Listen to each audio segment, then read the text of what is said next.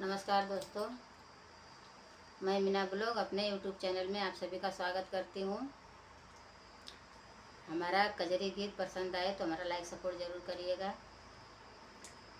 मैं कजरी गीत सुनाने जा रही हूँ। अब की नारी बड़ी हो होशियारी, अब की नारी बड़ी हो होशियारी, ठही के बात करनी मर्दानी, जैसे मिठाई के तार। अब की नारी बड़ी होशियारी, ठही के बात करली मर्दान से, जैसे मिठाई के तरह। जेवाना एक में हो जेवान, जेवाना एक में हो जेवावा, उलटी छुरी चलावा गर्दन पे, जैसे कसाईन के तरह। उलटी छुरी चलावा गर्दन पे, जैसे कसाईन के तरह। अब के नारी हो, अब के नारी, अब के नारी बड़ी हो होशियारी, ठही के बात करली मर्दान से, जैसे मिठाई के तरह। गेड़ुला एक में हो घोटावा, गेड़ुला एक में हो घोटवावा, उल्टी छुरी चलावा गर्दन पर, जैसे कसाईन के तरह। अब के नारी बड़ी हो होशियारी, अब के नारी बड़ी हो होशियारी, ठही के बात करली मर्दान से, जैसे मिठाई के तरह।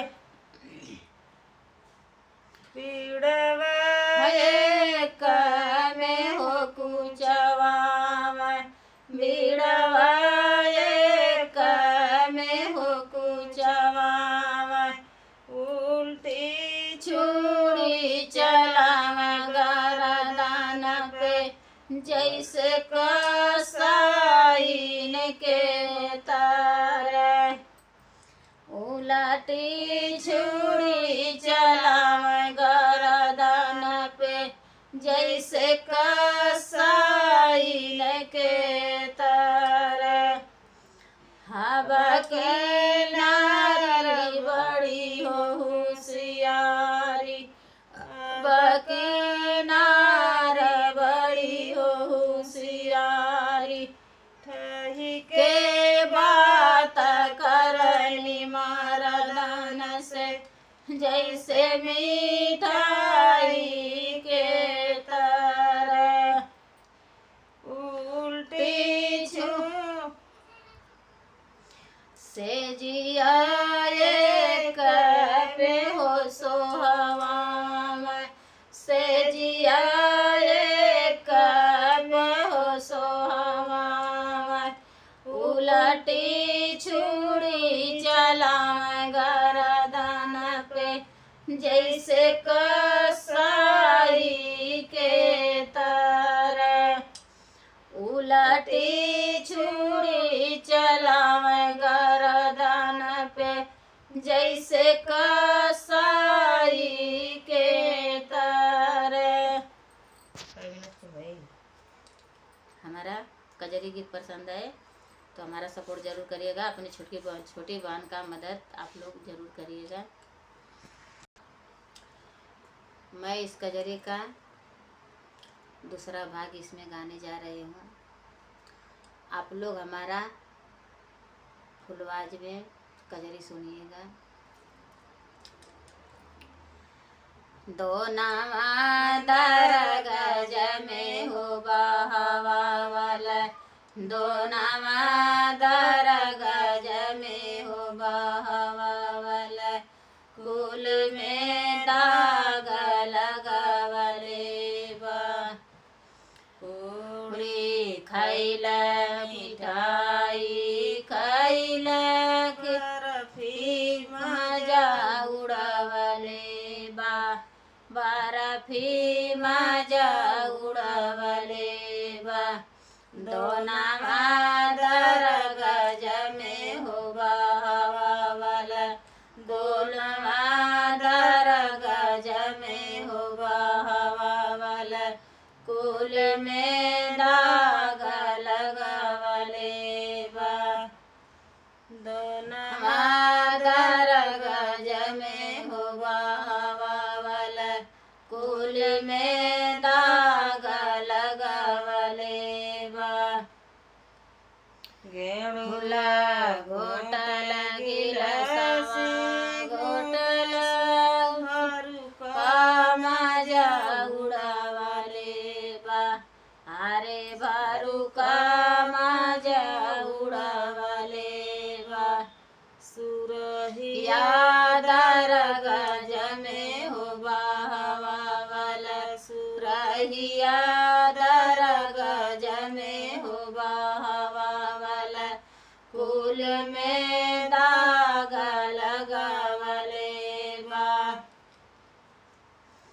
सुरहिया दर गज में हो बहवा वाला, कुल में दाग लगावले बा, खैर खुचल सोपाड़ी खुचल जरदा मजा उड़ावले बा, सावलिया जरदा मजा उड़ावले बा, बीड़वा दर गज में हो बहवा वाला, बीड़वा दर गज में हो बहवा वाला, कुल में दाग लगावले बा, बीड़वा दर गज में हो बहवा वाला, कुल